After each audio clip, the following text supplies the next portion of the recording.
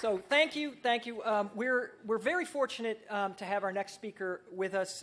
Tom Steyer is a business leader. He's a philanthropist, and he's made a commitment along with his wife, Kat, to basically helping reintroduce moral responsibility back into our economy and into our environment. Tom has worked to, I think he came on the agenda for me during the Prop 23 campaign. This was the effort by the oil companies to roll back AB 32, our climate change law, and he was essential to our victory in that campaign. Subsequently, in 2012, he was the person behind Prop 39, which eliminated loopholes in the tax code and reinvested that money into energy efficiency in our schools. Tom and his wife, Kat, operate the Tomcat Ranch, which I think many of you are familiar with, but it is a model both in terms of sustainable agriculture, but also a demonstration project in terms of taking the carbon and returning carbon to the soil where it actually has a benefit and a value. So I would ask you to join me in welcoming Tom Steyer to the world of recycling and to the CRRA conference. Thanks.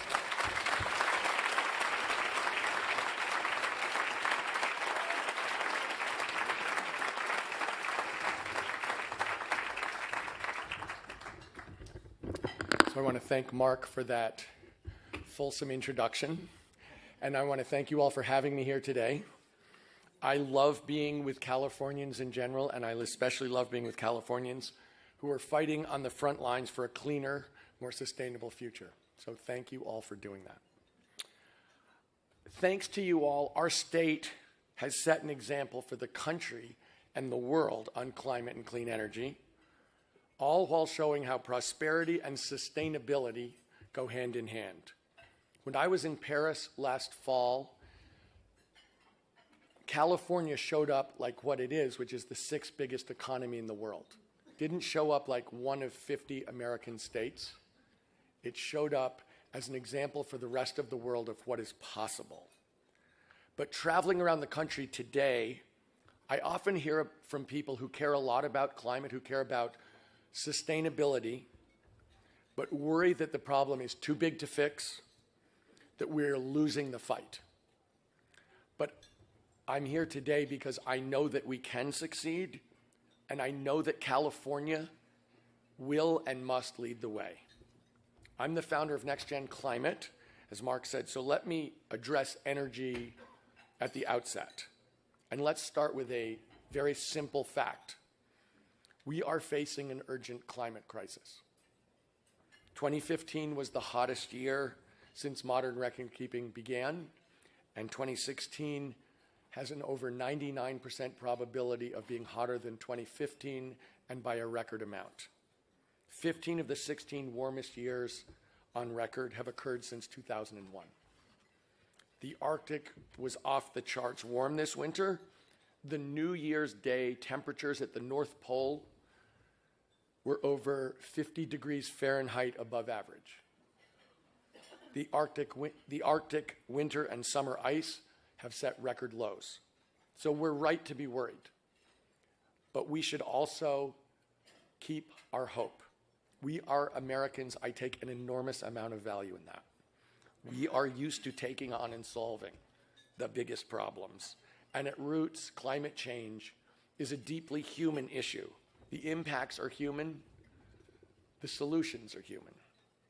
The necessary transformation to sustainability and clean energy impacts our environment, but it's at the core also of our jobs and our health, and that's something that Californians have been able to witness firsthand. We've proved that with the right leadership, with passion, and with common sense, we can combine to build a thriving clean energy economy. Government sets the policy framework in our country, but business executes for the society. They have to work together. Our landmark climate, recycling, renewable energy, and product stewardship laws have created a framework that has allowed Californian businesses to do what they, what you all do best: innovate, create jobs, and set an example for the world, all while reducing pollution. Last fall, Governor Brown signed legislation to boost our use of renewable electricity to 50% of the mix and double the rate of increase in energy efficiency in buildings. He set a goal of reducing our state's petroleum consumption by 50% by 2030. And he also set the goal for California to reduce, recycle, or compost 75% of our solid waste by 2020. That's setting up a policy framework to help California businesses, the people in this room, to drive the market on clean energy and sustainability. We have well over 500,000 Californians working in advanced energy. We're number one in solar capacity. We're number one in electric vehicle sales. And we are going to modernize the grid. Our low carbon fuel standard has reduced carbon emissions by over 16 million metric tons since it went into effect in 2011, which is the equivalent of taking 3.4 million cars off the road for a year. Over the past 5 years, Californians have recycled and composted 183 million tons of material.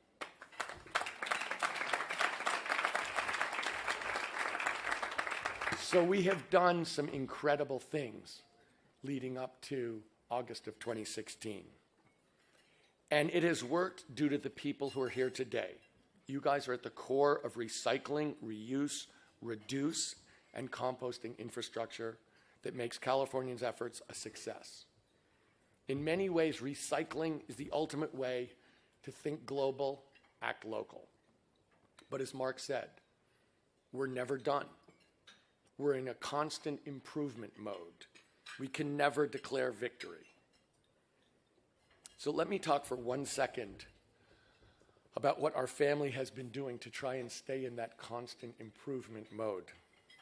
My wife and I, Kat Taylor, have been really lucky. We have 4 kids.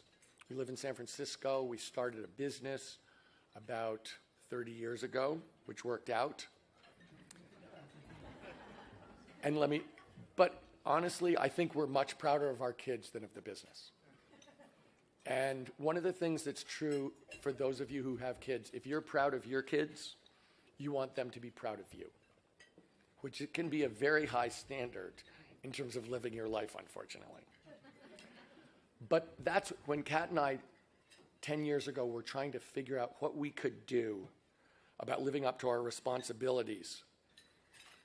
One of the things we noticed, which is not always apparent to everyone, is that for all the wealth and opportunity in our state, for all the gigantic success around our state, there's still a huge gap between the few and the many. There are huge disparities in income, in education, in working conditions, and in access to clean air and clean water. Low-income people of color in Southwest Fresno can expect to live 20 years less than their neighbors in Northeast Fresno, which is much more affluent, that's just a couple of miles away. In East Los Angeles, the Exide battery plant poisoned the community for decades before it was finally shut down under criminal charges. This is happening. The Golden State is not golden for every citizen. So like everybody in this room, we ask, what can we do in the context of California, in the context of our lives? How can we do something to make a difference on this? And we came up with an idea of starting a community bank. It's a community bank that's designed to provide checking accounts, savings account, and affordable loans to those who are traditionally shut out of the process. We're focused on economic justice and environmental sustainability, supporting businesses and practices that leave our world better than we found it. In the last 3 years, we've spent about $36 million financing renewable energy projects on the West Coast. These projects prevented carbon emissions equivalent to taking 31,000 cars off the road for a year. We're trying to expand to every community, underserved community in California, rural and urban. And by statute, 100% of the bank's profits have to go back into the bank or to the community. We can never get a dime out of it. This is because we believe what this room exemplifies, which is that real transformational change happens when businesses are part of the solution, when the doers take a framework from the government and translate it into real-world results. That's what we're trying to do with our bank. We're trying to use the framework that exists to change things in society, hopefully in a much better way. And that's the same thing we're doing when Mark talked about our farm in Pescadero. We're investigating the environmental and economic benefits of sustainable animal agriculture, including making our soil work better for the planet. Franklin Roosevelt said, "A nation that destroys its soil destroys itself."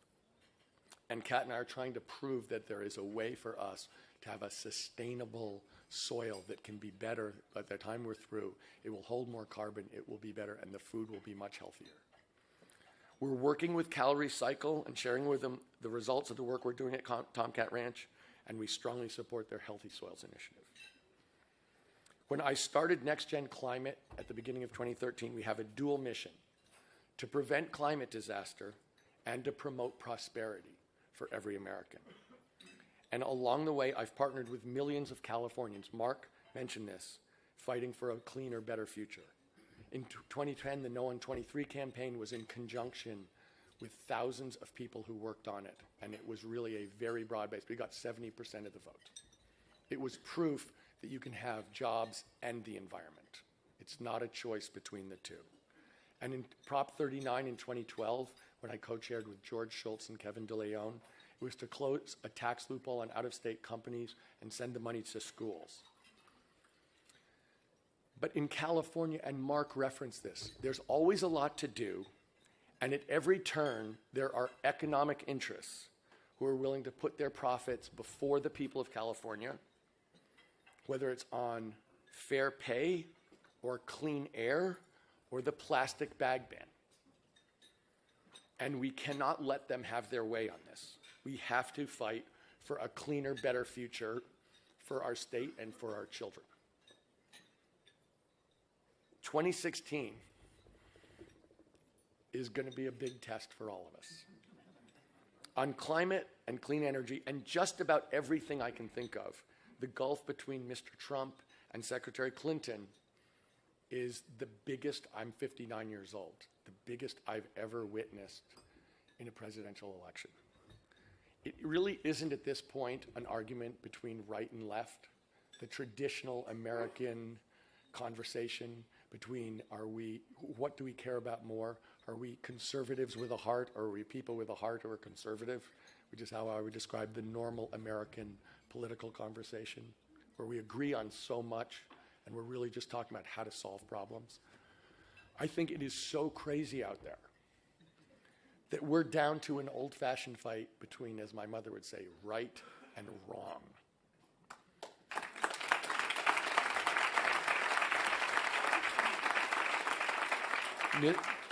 Mr. Trump really is wrong for our state.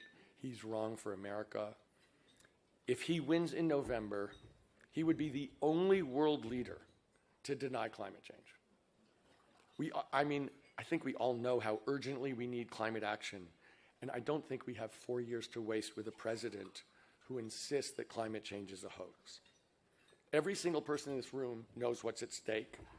We've seen the science. We know what science is. We know that solutions are here. And we're doing everything, people in this room, we're doing everything in our power to make a cleaner, greener future a reality. But I think we're going to have to do more this year, as Mark said.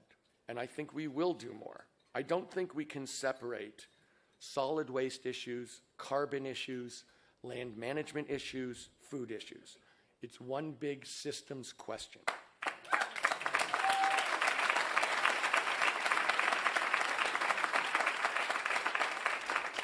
I know that everyone here from local government will continue writing strong laws that protect our planet and our communities. I'm sure that the waste haulers, the heart of our recycling infrastructure, will keep finding more innovative and more efficient ways to collect and recycle waste. And I have no doubt that our recycling businesses and their innovators will keep thinking of new ways to turn one man's trash into treasure for all of us. You are in the business of sustainability, and in turn, your work sustains the rest of us. You are the people proving that waste, I love this line, you are the people proving that waste is a verb, not a noun.